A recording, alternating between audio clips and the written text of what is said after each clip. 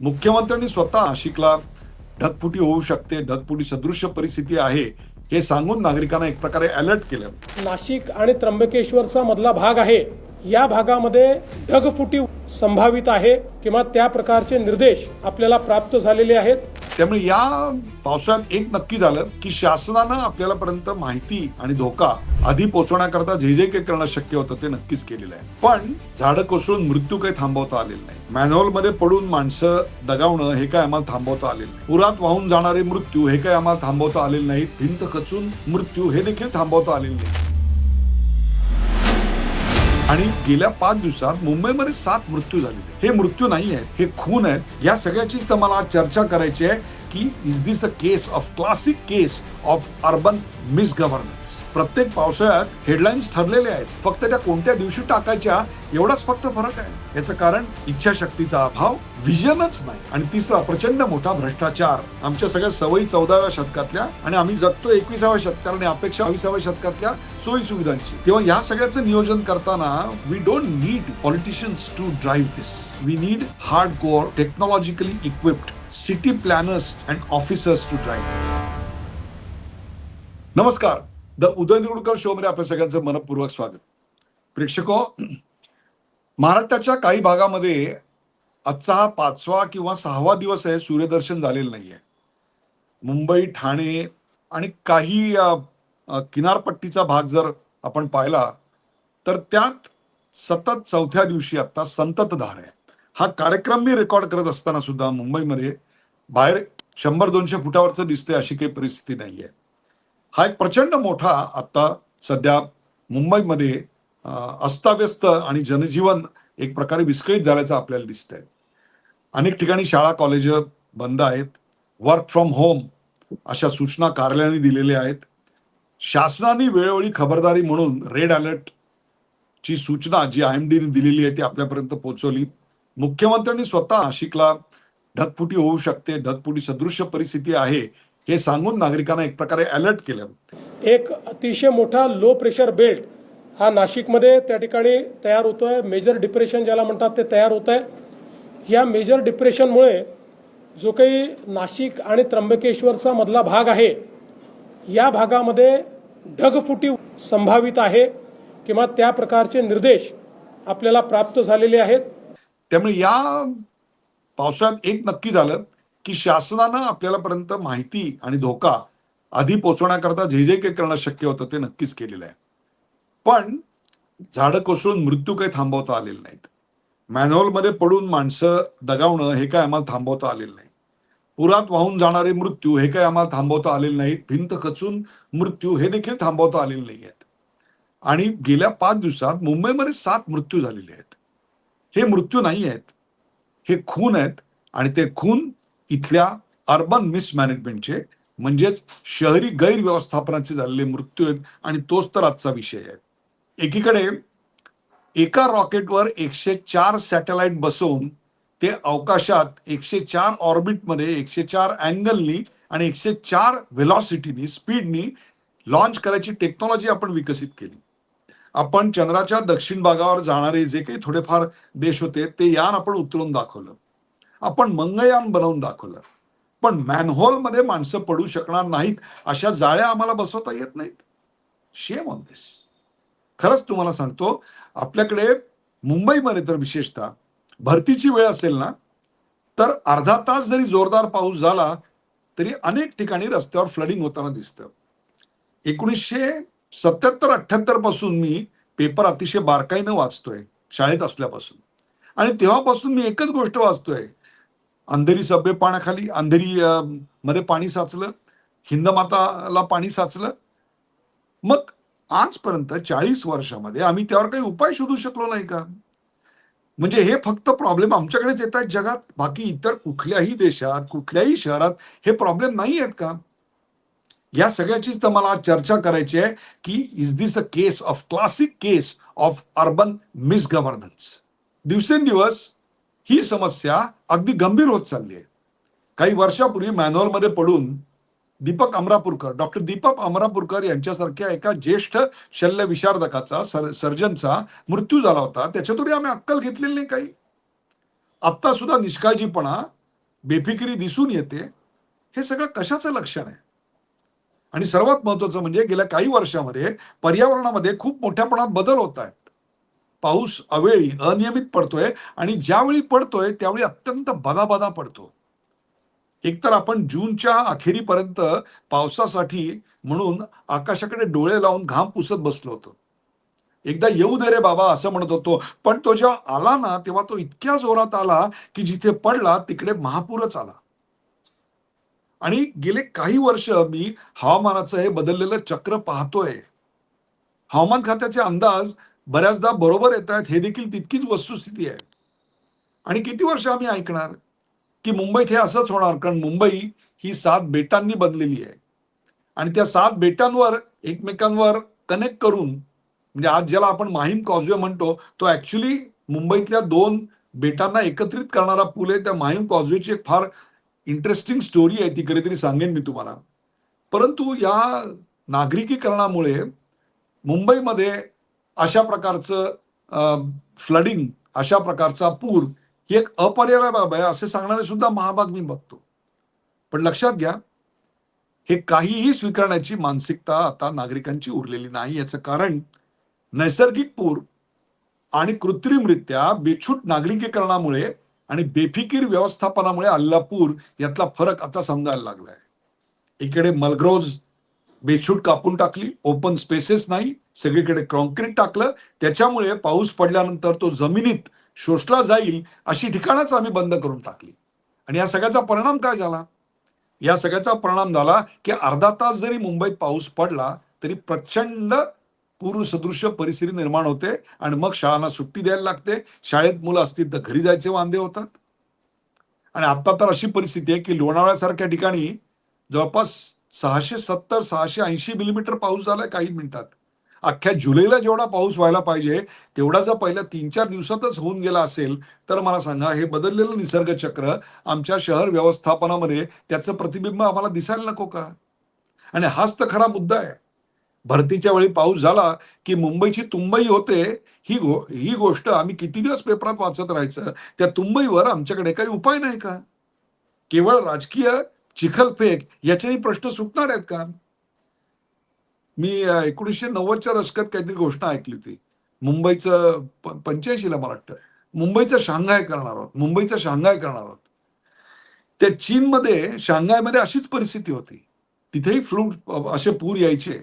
शहर भरायचं. पण त्यांनी अत्यंत नियोजनबद्धरित्या क्लायमेटचा अभ्यास करून, आपल्या शहरातल्या सांडपाण्याचा निचऱ्याचा अभ्यास करून त्यांनी ते शहर अक्षरशः त्याच्या व्यवस्थापनाच्या दृष्टिकोनातून त्यांनी नव्यानं वसवलं असं म्हटलं तरी हरकत नाही. त्याकरता त्यांनी काही ठिकाणी वेटलँड्स निर्माण केल्या, ओपन स्पेसेस निर्माण केल्या, जमिनीत पाणी शोषलं जाईल अशी व्यवस्था निर्माण केली. आम्ही मात्र यातनं काहीच शिकलो नाही. आज जगातल्या अनेक आयलंड शहरामध्ये की जी समुद्र किनाऱ्यावर आहेत, बेटांची शहर आहेत, हे काही एकमेव मुंबई हे शहर नाही आहे. त्या शहरांमध्ये देखील अशा समस्या निर्माण होत आहेत. त्या सगळ्यांनी त्याच्यावर काय काय उपाय शोधलेले आहेत. पण आमच्याकडे मात्र हे उपाय कारीगर होताना, यशस्वी होताना का बरं दिसत नाहीत? प्रत्येक पावसाळ्यात हेडलाईन्स ठरलेले आहेत. फक्त त्या कोणत्या दिवशी टाकायच्या एवढाच फक्त फरक आहे. याचं कारण इच्छाशक्तीचा अभाव, व्हिजनच नाही. आणि तिसरा प्रचंड मोठा भ्रष्टाचार. ही समस्या माझी आहे असं वाटणारे अधिकारी आणि नगरसेवक हे आम्हाला आता का बरं दिसत नाहीत? याचा अर्थ शहर विकसित व्हायला नकोत का? 100% शहर विकसित व्हायला हवीत. शहरं विकसित होणार, रोजगारासाठी लोंढे शहरांमध्ये येणार, शहरं उंच व्हर्टिकल होत जाणार, यात काही शंकाच नाहीये. We need to learn to manage them. आणि हे जर आपल्याला जमत नसेल तर मग चौथ्या अर्थव्यवस्थेचे गोडवे आपण काय गाणार आहोत? 26 जुलै आमच्याकडे घडलं. ते 26 जुलै घडल्यानंतर पुन्हा असं 26 जुलै घडणार नाही हे छातीवर हात ठेवून आत्ताची परिस्थिती पाहून तुम्ही सांगू शकता का? मला सांगा.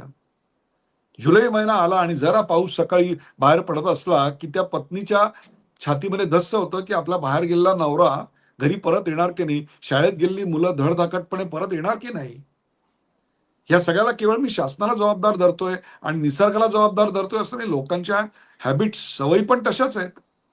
कचऱ्याचं व्यवस्थापन आमच्याकडे नाही. घनकचरा इतक्या वर्षात आम्हाला घनकचऱ्याचं व्यवस्थापन जमत नाही. आणि दुसरी गोष्ट म्हणजे ओला कचरा, सुका कचरा वेगळा करून त्या ओल्या कचऱ्याचं विघटन आपल्याच सोसायटीच्या आवारात करायचं, हे सुद्धा आम्हाला सांगावं लागतं. आमच्या सगळ्या सवयी 14व्या शतकातल्या आणि आम्ही जगतो 21व्या शतकात आणि अपेक्षा 22व्या शतकातल्या सोयी सुविधांची. आणि या सगळ्या येणाऱ्या पुराचे परिणाम आरोग्यावर जेवढे होतात ना, त्यापेक्षा जास्त आमच्या अर्थव्यवस्थेवर होतात. आज 2-2, 3-3 दिवस जर मॅन्युफॅक्चरिंग युनिट बंद पडली, कंपन्यांची ऑफिसेस जर चालू नाही राहिली, तर त्यातनं होणारं जे आर्थिक नुकसान आहे, ते कित्येक कोटींचं असतं. त्याची उपाययोजना त्याच्या 1 दशांश किमतीत झाल्या असत्या, ती वस्तुस्थिती आहे. आणि म्हणून या सगळ्याचा विचार करताना क्लायमेट चेंजचा विचार व्हायला पाहिजे आणि उपलब्ध तंत्रज्ञानांचा विचार व्हायला पाहिजे. आज आर्टिफिशियल इंटेलिजन्सची अनेक मॉडेल उपलब्ध झालेली आहेत. वेदर फोरकास्टचे बरेचसे डेटा आज ॲक्युरेट यायला लागलेले आहेत. आणि त्यामुळे हे 2 प्रकारचं फोरकास्ट आहे. आपण बाहेर जाताना बघतो, आज दुपारी पाऊस पडणार आहे का? उद्या दुपारी पाऊस पडणार आहे का? हा एक भाग झाला. त्याची ॲक्युरसी आपल्याकडे आता बऱ्यापैकी आलेली आहे. पण त्याहीपेक्षा सुद्धा एक ॲक्युरसी ही सॅटेलाइटच्या माध्यमातून आपण मिळवलेली आहे आणि ती म्हणजे पुढच्या 50 वर्षानंतर मुंबईचं, ठाण्याचं किंवा या सगळ्याच शहरांचं, चिपळूण आहे, महाड आहे, नाशिक आहे, यांचं जिओलॉजिकल चित्र नेमकं काय असेल? तिथं पाऊस कसा असेल? या सगळ्याचं चित्र आम्ही सहज पेंट करू शकतो, अशी सॉफ्टवेअर आज उपलब्ध झालेली आहेत. 2024च्या लोकसभांच्या निवडणुकीनंतर काही असाइनमेंटच्या निमित्ताने मी न्यूयॉर्कला बराच काळ होतो आणि तेव्हा मॅनहॅटनलाच राहत होतो. संध्याकाळी फिरायला जायचो तेव्हा पाहायचो मॅनहॅटन हे असं नरिमन पॉइंट सारखंच असं आहे. एका बाजूला हडसन रिव्हर आहे आणि एका बाजूला पॅसिफिक समुद्र आहे. आता तिकडे मी पाहिलं तर समुद्राच्या तिन्ही बाजूंनी त्या आयलंडच्या एक आयर्न बार्स लावले जात होते, आयर्न गर्डर्स लावले जात होते. मी रोज ते काम बघायचो. प्रचंड मोठी क्रेन्स ती लावत होती. शेवटी मी म्युन्सिपाल्टीमध्ये जाऊन त्याची चौकशी केली न्यूयॉर्कच्या, की बाबा हे काय आहे? तेव्हा त्यांनी सांगितलं की क्लायमेट चेंजमुळे समुद्राची पातळी आणि शहरं याचं प्रमाण आता व्यस्त होत चाललंय. शहरं सिंक होत आहेत. आत्ताच मॅनहॅटनमध्ये समुद्राची पुळण म्हणजे चौपाटी आहे ती ओलांडून पाणी हे शहरात यायला लागलंय. 2030 नंतर ते अधिक वेगाने येईल आणि 2050 नंतर अगदी फिफ्थ अव्हेन्यू पर्यंत गुडघाभर पाणी आलेलं असेल. आणि जेवढं न्यूयॉर्क जमिनीच्या वर आहे त्यापेक्षा जास्त ते खाली आहे. पार्किंग म्हणा, मेट्रो म्हणा, हे सगळं जमिनी खालून आहे. मग तिकडे जर पाणी शिरलं एकदा तर काय हाहाकार माजेल विचार करा. म्हणून त्यांनी आत्ताच त्यावर उपाय करायला सुरुवात केली होती 2050 साली येऊ शकणाऱ्या समस्येवर. आज आमच्याकडे तेच होतंय. दादरला पूर्वी एक स्वच्छ मोठी अशी चौपाटी होती. आज ती किती आक्रसली गेली याचा विचार करा. पूर्वी मरीन ड्राईव्हच्या फेन्सवर पाऊस पडत असताना भरतीचं पाणी सुद्धा तुम्ही बघू शकायचात. आज त्या लाटा फक्त भिंतीला धडकत नाहीयेत, तर मरीन ड्राईव्ह ओलांडून समोरच्या गल्ल्यात प्रवेश करती झाली आहेत. 10-15 वर्षानंतर ते पाणी आणखीन शिरेल आणि पार चर्चगेट किंवा सीएसटी स्टेशन पर्यंत जाऊन पोहोचेल. याचा विचार करा. ही मी कवी कल्पना किंवा तुम्हाला घाबरवायला काही सांगत नाहीये. ही वस्तुस्थिती आहे. ही अनेक शहरांमध्ये घडते आणि त्यामुळे त्याचा आपण विचार करायची वेळ आता आलेली आहे असं मला वाटतं. त्यामुळे शहराचे जे नियोजनकार आहेत, त्या शहराच्या नियोजनकारांना यापुढे शहराचं नियोजन करताना केवळ तिथली लोकसंख्या आणि तिथल्या लोकसंख्येचे व्यवसाय याचा विचार करून चालणार नाही. तर त्यांना विचार करावा लागेल तो तिथल्या वेदर फोरकास्टचा आणि क्लायमेट चेंजचा. आणि तीच तर खरी मेख आहे आणि तिथेच तर खरा 21व्या शतकातला आणि 22व्या शतकातला खेळ आहे. 2015 आणि 2023 साली मला आठवतंय चेन्नईला खूप मोठा पूर आला होता. काय शिकलो आपण त्यापासून? शहरात ते पाणी शिरलेलं होतं. मरीना बीच ओलांडून शिरलेलं होतं. मग आज आम्ही त्याच्यावर पुढे काय उपाय शोधले? प्रत्येक आयलंड सिटीमध्ये कलकत्त्याला तेच ऐकतो मी, चेन्नईला तेच ऐकतो, मुंबईला तेच ऐकतो. मग इथे कुठेतरी इच्छाशक्तीचा अभाव आहे की काय असं मला वाटायला लागतं. त्यामुळे शहरांचं नियोजन करताना आम्हाला शहरांच्या बाजूला असलेल्या समुद्राचं अवलोकन आधी करायला पाहिजे. त्याचा डेटा आम्ही गोळा केला पाहिजे आणि तो सहज शक्य आहे. सॅटेलाइटच्या माध्यमातून आज समुद्र, त्याचे पाण्याची पातळी, त्याचं तापमान, त्याच्या वेव्स, त्याचे अंडरकरंट्स, त्याचं व्हॉल्यूम, त्याचा स्पीड, हे सगळं आम्हाला सॅटेलाइट कॅल्क्युलेट करतं आणि तो जो डेटा आहे त्या डेटाला मग तुम्ही एका सूत्रामध्ये बांधून मग त्याचं रूपांतर तुम्ही एका मॅनेजमेंट सोल्युशन मध्ये करता. तेव्हा या सगळ्याचं नियोजन करताना we don't need politicians to drive this. We need hardcore, technologically equipped city planners and officers to drive it. हे मी अशा करता पोटतिडकीनं सांगतोय की जर आज याच्यावर उपाय शोधायला आपण सुरुवात नाही केली तर लक्षात ठेवा, 4 दिवसात जे मुंबईत झालंय ना, तो ट्रेलर होता, ट्रेलर. पिक्चर तो अभी बाकी है मेरे दोस्त, अशीच परिस्थिती आहे. मध्यंतरी क्लायमेट अँड सिटी मॅनेजमेंट याची एक परिषद मी अटेंड केली ऑनलाईन. त्याच्यात एक ट्रॅक होता, त्या ट्रॅकला फार सुंदर नाव होतं, म्हणून मी तो मुद्दामून अटेंड केला. आणि तो म्हणजे how to create climate ready cities for the future. म्हणजे भविष्याच्या दृष्टिकोनातून तुमचं शहर क्लायमेट रेडी असण्याकरता काय काय करावं लागेल. काय सुंदर विचार आहे. आपल्याकडे फक्त पॉप्युलेशनचा विचार करून आपण शहरं बांधतो. मी नेहमी म्हणतो, रेल्वेचे प्लॅटफॉर्म बांधताना आम्ही प्लॅटफॉर्मवर येणारी गर्दीचा विचार करू नका. प्लॅटफॉर्मवर येणारी गर्दी किती क्षणात तुम्हाला इव्हॅक्युएट करायची आहे पुढची गाडी येण्यात, याचं कॅल्क्युलेशन करा. आज गाड्या 4 आणि 3.5 मिनिटाला येत आहेत. आजपासून 5-10 वर्षांनी त्या गाड्या 2 मिनिटाला येतील आणि मग गाड्या 15 डब्यांच्या पण असतील. मग अशा वेळेला त्या प्लॅटफॉर्मची रुंदी आणि त्याच्यातून इव्हॅक्युएशनचे आपल्याला किती मार्ग शोधून तयार करावे लागतील, त्याकरता किती आणि कसे एस्केलेटर्स आणि लिफ्ट्स तयार करावे लागतील. So constructing a platform is not about crowd, it is about evacuation of the crowd. ही जेव्हा सोच बदलेल ना, त्यावेळेला रेल्वेचे प्लॅटफॉर्म अधिक सुरक्षित होतील. तसंच सिटी मॅनेजमेंटचं आहे.